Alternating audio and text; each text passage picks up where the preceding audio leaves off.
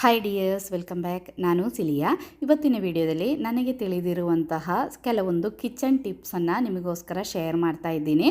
ನೋಡಿ, ಕೆಲವೊಮ್ಮೆ ನಾವು ಕಷ್ಟಪಟ್ಟು ಇಡ್ಲಿ ದೋಸೆಗೆ ಹಿಟ್ಟನ್ನು ರುಬ್ಬಿ ಇಡ್ತೀವಿ. ಬೆಳಿಗ್ಗೆ ಆಗುವಾಗ ಹಿಟ್ಟು ಉಬ್ಬಿ ಬರೋದಿಲ್ಲ. ಅದಕ್ಕೆ ಒಂದು ಸಿಂಪಲ್ ಟಿಪ್ಪನ್ನು ತೋರಿಸ್ತಾ ಇದ್ದೀನಿ. ಅದರೊಟ್ಟಿಗೆ 2-3 ಟಿಪ್ಸನ್ನು ಸಹ ತೋರಿಸ್ತಾ ಇದ್ದೀನಿ. ವಿಡಿಯೋ ಸ್ಕಿಪ್ ಮಾಡದೆ ನೋಡಿ. ಇಷ್ಟ ಆದರೆ ಪ್ಲೀಸ್ ಲೈಕ್ ಮಾಡಿ, ಶೇರ್ ಮಾಡಿ. ಫಸ್ಟ್ ಟಿಪ್ಪು ನೋಡಿ, ನಾನು ಈ ಸರ್ತಿ ರೇಷನ್ ತಂದಾಗ ಅದರೊಟ್ಟಿಗೆ 5 kg ಬೆಳ್ತಿಗೆ ಅಕ್ಕಿಯನ್ನು, ದೋಸೆ ಅಕ್ಕಿಯನ್ನು ತರಿಸಿದ್ದೆ. ಆ ದೋಸೆ ಅಕ್ಕಿಯಲ್ಲಿ ಒಂಥರ ಕಪ್ಪು ಹುಳ, ಅದು ನಾವು ನೀರು ಹಾಕಿ ಅದನ್ನು ತುಳಿಯುವಾಗ ಹುಳಗಳೆಲ್ಲ ಮೇಲೆ ಬರ್ತಾಯಿದೆ. ಏನು ಮಾಡೋದು, ನಾವೀಗ ಅಕ್ಕಿಯನ್ನು ಬಿಸಾಡಲಿಕ್ಕೆ ಆಗೋದಿಲ್ಲಲ್ಲ. ಅದಕ್ಕೋಸ್ಕರ ಅಮ್ಮನ ಹತ್ರ ಈಗ ಹೇಳ್ತಾ ಇರುವಾಗ ಅಮ್ಮ ಒಂದು ಸಿಂಪಲ್ ಟಿಪ್ಪನ್ನು ಹೇಳಿಕೊಟ್ಟಿದ್ರು. ನೋಡಿ, ಈ ಥರ ಕಪ್ಪು ಹುಳ ನಮ್ಮದು ಅಕ್ಕಿಯಲ್ಲಿ ಇದ್ದರೆ ಇದೇ ರೀತಿ ನಮ್ಮ ಹತ್ರ ಹೋಲಿರುವಂತಹ ಪಾತ್ರೆ ಇರುತ್ತೆ ನೋಡಿ. ಈಗ ನಮ್ಮ ಹತ್ರ ಪ್ಲಾಸ್ಟಿಕ್ ಇದು ಅಥವಾ ಸ್ಟೀಲ್ ಇದೆಲ್ಲ ತೂತ ಇರುವಂತಹ ಪಾತ್ರೆ ಇರುತ್ತೆ ನೋಡಿ. ಆ ಪಾತ್ರೆಗೆ ಅಕ್ಕಿಯನ್ನು ಹಾಕಿ ಇದೇ ರೀತಿ ನಾವು ಕೈಯಲ್ಲಿ ಈ ರೀತಿ ಜರಡಿ ಮಾಡಿದರೆ ನೋಡಿ, ಆ ಹುಳಗಳೆಲ್ಲ ಕೆಳಗಡೆ ಬರುತ್ತೆ. ನೋಡಿ ಎಷ್ಟು ಹುಳ ಬಿದ್ದಿದೆ ಅಂತ. ಒಂಥರ ಕಪ್ಪು ಹುಳ ಈ ಅಕ್ಕಿಯಲ್ಲಿ ಎಲ್ಲ. ನಾವು ಹುಳ ಇದೆ ಅಂತ ಅಕ್ಕಿ ಬಿಸಾಡಲಿಕ್ಕೆ ಆಗೋದಿಲ್ಲಲ್ಲ. ಇದನ್ನು ಟ್ರೈ ಮಾಡಿ ನೋಡಿ. ಅದೊಂದು ಸಿಂಪಲ್ ಟಿಪ್ ಅಲ್ವಾ, ಎಲ್ಲರಿಗೂ ಹೆಲ್ಪ್ ಆಗುತ್ತೆ. ಇನ್ನು ನಾವು ಅಕ್ಕಿ ರುಬ್ಬಿಟ್ಟಾಗ, ನಾವು ಇಡ್ಲಿ ದೋಸೆಗೆಲ್ಲ ಅಕ್ಕಿ ರುಬ್ಬಿಟ್ಟಾಗ ಹಿಟ್ಟು ಚಳಿ ಇದ್ದ ಟೈಮಿಗೆಲ್ಲ ಅದು ಉಬ್ಬಿ ಬರೋದಿಲ್ಲ ನೋಡಿ. ಅದಕ್ಕೆ ಸಿಂಪಲ್ ಒಂದು ಟಿಪ್ ಹೇಳ್ತೀನಿ ನೋಡಿ. ಸ್ವಲ್ಪ ಬಿಸಿ ನೀರು, ಜಾಸ್ತಿ ಕುದಿಯುವ ನೀರು ಬೇಡ, ಸ್ವಲ್ಪ ಬಿಸಿ ನೀರು, ಬಿಸಿ ಇರುವ ನೀರನ್ನು ಒಂದು ಪಾತ್ರೆಗೆ ಹಾಕಿ ನಾವು ರುಬ್ಬಿದ ಹಿಟ್ಟಿನ ಪಾತ್ರೆಯನ್ನು ಆ ಬಿಸಿ ನೀರಿನ ಮೇಲೆ ಇದೇ ರೀತಿ ಇಟ್ಟುಬಿಡಿ. ಅದು ಸ್ವಲ್ಪ ಆವೆ ಬರ್ತಾ ಇರ್ತದೆ ಬಿಸಿ ಕೆಳಗಡೆಯಿಂದ. ಚಳಿ ಇದ್ದ ಟೈಮಲ್ಲೆಲ್ಲ ಇದೇ ರೀತಿ ಮಾಡಿದರೆ ಬೆಳಿಗ್ಗೆ ಆಗುವಾಗ ಚೆನ್ನಾಗಿ ಹಿಟ್ಟು ಉಬ್ಬಿ ಬರ್ತದೆ.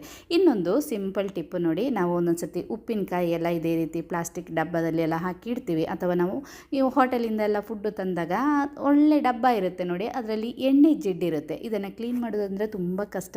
ನಮ್ಮದು ಸ್ಕ್ರಬ್ಬರು ಮತ್ತು ಸಿಂಕ್ ಎಲ್ಲ ಕಡೆ ಎಣ್ಣೆ ಜಿಡ್ಡಿರುತ್ತೆ ನೋಡಿ. ಆ ಎಣ್ಣೆ ಜಿಡ್ಡೆಲ್ಲ ಸುಲಭವಾಗಿ ಹೋಗಲಿಕ್ಕೆ ಒಂದು ಸಿಂಪಲ್ ಟಿಪ್ ಹೇಳ್ತೀನಿ ನೋಡಿ. ಇದೇ ರೀತಿ ಯಾವುದೋ ಬಾಟಲ್ ಅಥವಾ ಒಂದು ಬಾಕ್ಸಲ್ಲಿ ಎಲ್ಲ ಈ ಥರ ಎಣ್ಣೆ ಜಿಡ್ಡಿದ್ರೆ ಫಸ್ಟಿಗೆ ಸ್ವಲ್ಪ ನೀರನ್ನು ಹಾಕಿ ಅದಕ್ಕೆ ಸ್ವಲ್ಪ ಡಿಶ್ ವಾಶ್ ಲಿಕ್ವಿಡನ್ನು ಹಾಕಿ ಒಂದು 2 ಹನಿ ಹಾಕಿದರೆ ಸಾಕು. ಇನ್ನಿದಕ್ಕೆ ಒಂದು ಟಿಶ್ಯೂ ಪೇಪರನ್ನು ಹಾಕಬೇಕು ನೋಡಿ. ನಾನಿವಾಗ ಒಂದೇ ಒಂದು ಟಿಶ್ಯೂ ಪೇಪರನ್ನು ಇದಕ್ಕೆ ಹಾಕ್ತಾಯಿದ್ದೀನಿ. ಹಾಕಿ ಈ ಬಾಟಲನ್ನು ಮುಚ್ಚಿ ನಾವು ಇದೇ ರೀತಿ ಶೇಕ್ ಮಾಡಬೇಕು ನೋಡಿ. ಸ್ವಲ್ಪ ಡಿಶ್ ವಾಶ್ ಲಿಕ್ವಿಡ್, ನೀರು ಮತ್ತು ಟಿಶ್ಯೂ ಪೇಪರ್. ಆ ಟಿಶ್ಯೂ ಪೇಪರ್ ಇದೆಯಲ್ಲ, ಆ ಎಣ್ಣೆ ಜಿಡ್ಡನ್ನೆಲ್ಲ ಎಳ್ಕೊಳ್ಳುತ್ತೆ. ಅದರಲ್ಲಿ ಸೋಪಿನ ಅಂಶ ಸಹ ಇದೆಯಲ್ಲ.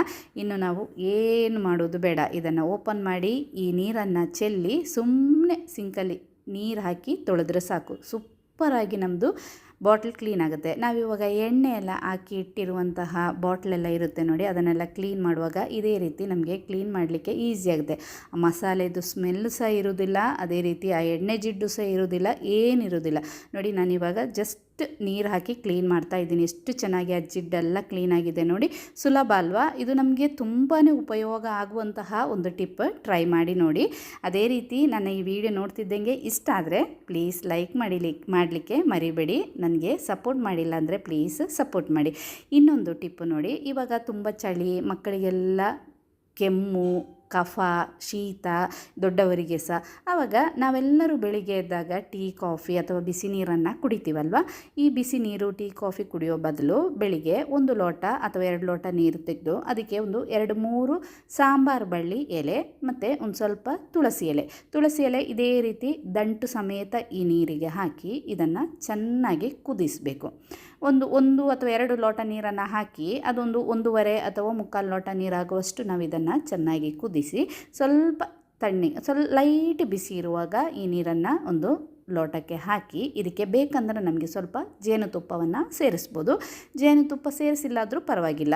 ಇದಕ್ಕೆ ನಾನಿವಾಗ ಸ್ವಲ್ಪ ಜೇನುತುಪ್ಪವನ್ನು ಸೇರಿಸ್ತಾ ಇದ್ದೀನಿ. ಬೆಳಿಗ್ಗೆ ನಾವು ಬಿಸಿ ನೀರು ಟೀ ಕಾಫಿ ಕುಡಿಯೋ ಬದಲು ಇದೇ ರೀತಿ ಕಷಾಯ ಮಾಡಿ ಕುಡಿದ್ರೆ ನಮಗೆ ಕಫದ್ದು ಸಮಸ್ಯೆ ಇರುವುದಿಲ್ಲ. ಕೆಲವರು ನಿಂಬೆಹಣ್ಣಿನ ರಸ ಎಲ್ಲ ಹಾಕಿ ಕುಡಿತಾರೆ. ಇದೇ ರೀತಿ ಸಾಂಬಾರು ಬಳ್ಳಿ ಎಲೆ ಮತ್ತು ತುಳಸಿ ಎಲೆಯನ್ನು ಹಾಕಿ ಕಷಾಯ ಮಾಡಿ ಸ್ವಲ್ಪ ಜೇನುತುಪ್ಪ ಹಾಕಿ ಕುಡಿದ್ರೆ ಕಫದ ಸಮಸ್ಯೆ ಇರುವುದಿಲ್ಲ. ಇದನ್ನು ನಮಗೆ ಮಕ್ಕಳಿಗೆ ಸಹ